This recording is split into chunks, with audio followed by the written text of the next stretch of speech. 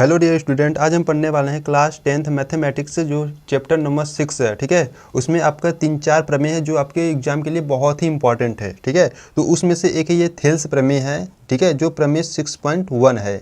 ठीक, तो देखिए प्रमेय यानी कि जो थेल्स प्रमेय है आपके परीक्षा में कुछ ये स्टेटमेंट लिखकर दे सकता है या कह सकता है कि थेल्स प्रमेय को सिद्ध कीजिए। ठीक है, तो देखते हैं थेल्स प्रमेय क्या होता है, किस प्रकार से सिद्ध होता है। ठीक है, तो चलो वीडियो में आगे बढ़ते हैं और देखते हैं कैसे होता है कैसे नहीं होता है, हम वीडियो में देखने वाले हैं। ठीक है, तो चलो स्टार्ट करते हैं।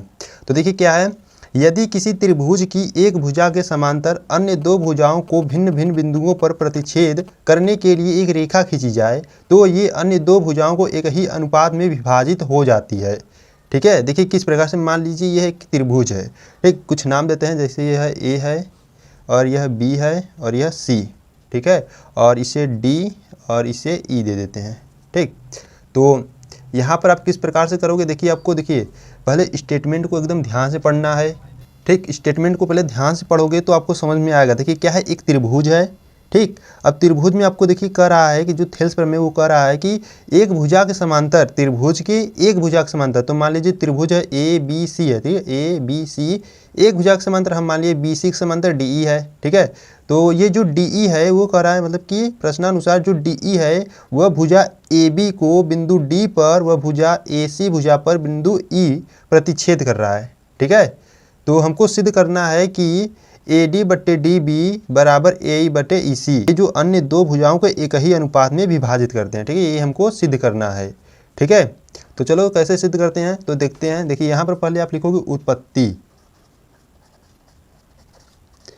उत्पत्ति में आपको लिखना होगा कि जो आप देखो जो जो किए हो ना वही आपको लिखना होगा। कैसे, अगर हम बात करें, देखिए त्रिभुज ए डी ई में, अगर हम बात करें इसमें त्रिभुज ए डी ई में लंब क्या है, तो लंब देखिए यहाँ पर हम कुछ लिख देते हैं। जैसे यहाँ पर मान लीजिए कुछ नाम लिख देते हैं, यहाँ से एम और यहाँ एन लिख देता हूँ। ठीक है, तो उत्पत्ति में आप लिखोगे जो डी एम, ठीक है, वो किस पर लंब है, जो डी एम भुजा है वह लंब है ए ई पर। ठीक, अब किस प्रकार से लंब है, देखिए ये जो डी एम है, ये जो भुजा डी एम है वो किस पर लंब है, ए ई पर लंब है। ठीक है, और इसी प्रकार से मान लेते हैं वह जो ई एन है, ठीक है, ये देखिए ई एन जो लंब है वह ए डी पर लंब है। ठीक है, जो ई एन है वो किस पर लंब है, ए डी पर लंब है। ठीक, इस प्रकार से लिखेंगे। और लिखोगे कि जो बी से, देखिए कहाँ गया, बी को ई से मिलाया व डी को सी से मिलाया, तो यहाँ से हम लिख देते हैं बी को ई से व डी को सी से मिलाया। ठीक, इस प्रकार से लिखोगे।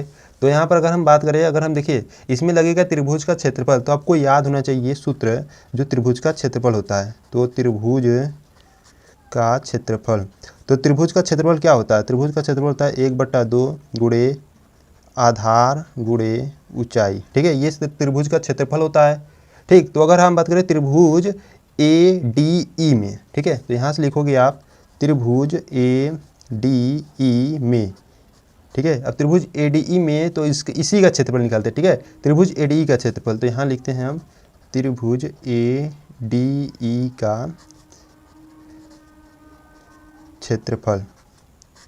तो इसका क्षेत्रफल क्या होगा, देखिए 1/2 गुणे आधार, अगर हम बात करें त्रिभुज ए डी ई में आधार क्या है, ए डी, तो यहाँ लिखेंगे ए डी गुणे ऊंचाई। तो ऊंचाई यहाँ पर क्या है, ए डी में जो ऊंचाई है यानी कि ए डी भुजा पर लंब क्या है, एन ई है या ई एन कर सकते हो। ठीक है, तो यहाँ से एन ई लंब है। ठीक, तो इसे आप समीकरण नंबर 1 बना लोगे। तो इसी प्रकार से हम बात करते हैं त्रिभुज डी ई बी में। ठीक है, त्रिभुज डी ई बी में, डी ई बी में, तो यहाँ से लिखेंगे त्रिभुज डी ई बी का क्षेत्रफल। अब देखिए त्रिभुज डी ई बी का क्षेत्रफल क्या होगा, 1/2 गुणे, अब देखिए डी ई बी में जो आधार है वो डी बी होगा, तो यहाँ से लिखेंगे डी बी गुणे। अब यहीं पर देखिए स्टूडेंट को प्रॉब्लम होता है।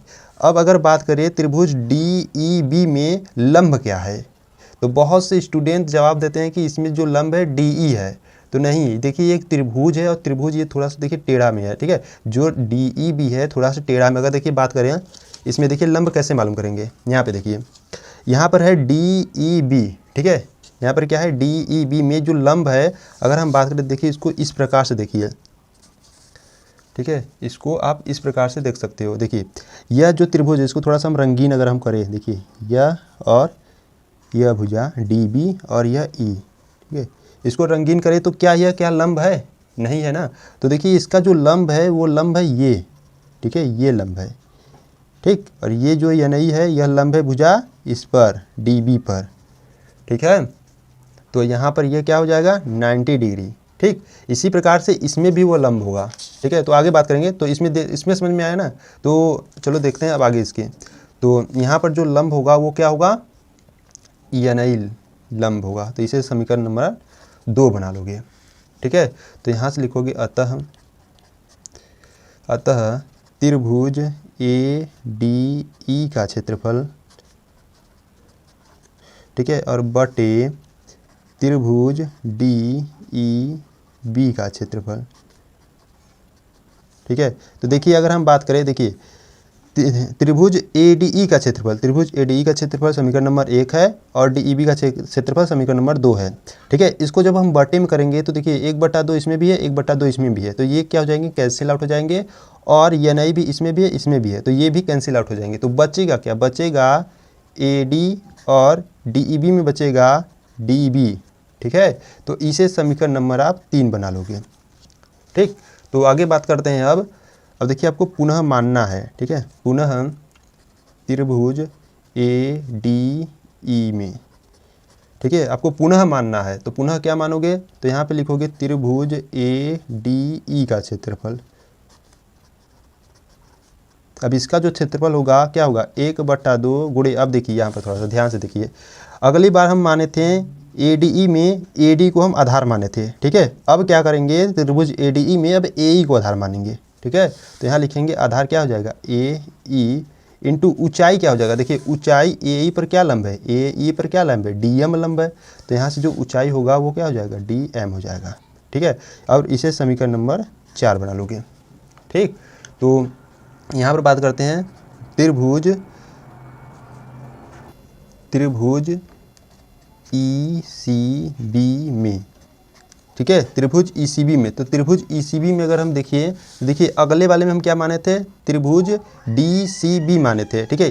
त्रिभुज हम क्या माने थे, अगले वाले में अगले वाले में हम माने थे DEB माने थे, ठीक है। और इसमें क्या माने हैं, इसमें माने हैं ECB माने हैं, ठीक है। तो त्रिभुज ECB में अगर हम बात करें इसका क्षेत्रफल निकालें, त्रिभुज ECB का क्षेत्रफल क्या हो जाएगा 1/2 गुणे, देखिए यहाँ पर आधार क्या होगा, ECB में आधार होगा EC, ठीक है। तो यहाँ से लिखते हैं हम, तो यहाँ से हो जाएगा EC गुणे ऊंचाई, देखिए उसी प्रकार से अब होगा, तो यहाँ से ऊंचाई इसमें हो जाएगा DM, ठीक है, DM। तो इसे समीकरण नंबर आप बना लोगे 4 था, इसे 5 बना लोगे, ठीक है। तो यहाँ से अगर आप थोड़ा सा ध्यान दीजिएगा, अतः यहाँ से लिखोगे वी नो डैट, जिस प्रकार से हम कर रहे हैं अगर इस प्रकार से आप परीक्षा में किए, ठीक है, तो आपको एकदम फुल मार्क्स मिलेगा, ठीक है। तो थोड़ा सा आप देखिए यहाँ पर हम जानते हैं, ठीक है, वी नो डैट हम जानते हैं कि जो समान भुजा पर बने त्रिभुज का जो क्षेत्रफल होता है ना वो बराबर होता है। तो देखिए यहाँ पर अगर हम त्रिभुज की बात करें, एरिया ऑफ त्रिभुज DEB में, वो किसके, देखिए DEB बराबर किसके होगा, ECB के बराबर होगा, ठीक है। तो यहाँ से हम इसको बराबर करेंगे एरिया ऑफ त्रिभुज ECB के, ठीक है। तो DEB बराबर है ECB, तो यहाँ से देखिए समीकरण नंबर 5 में ECB के स्थान पर हम यहाँ पे क्या रख सकता हूँ DEB, ठीक है, EC के स्थान पर हम इसको रख सकता हूँ DEB को, ठीक है। तो चलो रखते हैं, ठीक। तो यहाँ से देखिए लिखेंगे अतः हम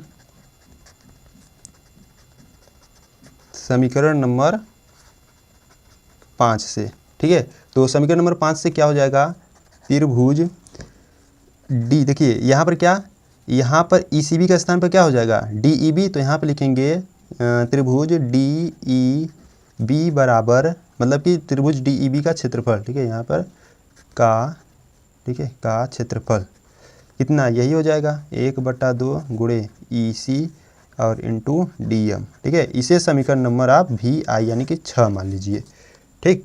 तो यहाँ समीकरण नंबर देखिए, समीकरण 4 क्या है, ADE, और समीकरण नंबर 6, तो आप यहाँ पे लिखोगे समीकरण 4 व समीकरण 6 से, ठीक है। यहाँ पे समीकरण नंबर 4 क्या है, ADE, तो यहाँ पे लिखेंगे त्रिभुज ADE का जो क्षेत्रफल है,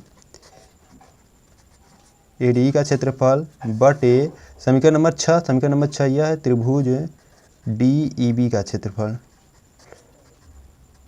ठीक है। कितना आ जाएगा, देखिए अगर हम बात करें समीकरण नंबर 4 में जो सेम है वो तो कैंसिल आउट हो जाएगा। देखिए यहाँ पर 1/2 DM ये कैंसिल आउट होगा, बचेगा क्या, समीकरण नंबर 4 से AE बचेगा और इससे EC बचेगा, तो यहाँ से लिख देंगे यहाँ पर AE और बटे EC बचेगा, ठीक है। तो इसे आप समीकरण नंबर 6 था, इसे 7 बना लोगे, ठीक है। तो यहाँ से आप लिखोगे समीकरण 3 व 7, ठीक है, 7 से। तो समीकरण नंबर 3 देखिए क्या है, समीकरण नंबर 3 है ADE का क्षेत्रफल बटे DEB का क्षेत्रफल, और समीकरण नंबर 7 देखोगे तो वही एकदम है, त्रिभुज ADE का क्षेत्रफल बटे त्रिभुज DEB का क्षेत्रफल। दोनों सेम है तो दोनों क्या हो जाएंगे, कैंसिल आउट हो जाएंगे, ठीक है। यहाँ पे थोड़ा सा ध्यान से देखिएगा, त्रिभुज 3 यहाँ पर है, त्रिभुज 7 यहाँ पर है, दोनों समान है तो ये दोनों कैंसिल आउट हो जाएंगे। तो बचेगा क्या, बचेगा AD बटे DB बराबर, और इसका बच जाएगा AE बटे EC, ठीक है, ये बचेगा, जो कि हमें यही को सिद्ध करना था, ठीक, इसी को हमें सिद्ध करना था। तो यहाँ पे लिखोगे इति सिद्धम, ठीक है। तो देखिए आपको इसी प्रकार से आपको परीक्षा में करना है, ठीक है। तो वीडियो अच्छा लगे तो वीडियो को लाइक कर देना, ठीक है। चैनल पर नए हो तो चैनल को सब्सक्राइब कर देना, ठीक। तो मिलते हैं नेक्स्ट वीडियो में प्रश्नावली 6.2 के साथ में, ठीक है। तब तक के लिए जय हिंद, जय भारत, वंदे मातरम।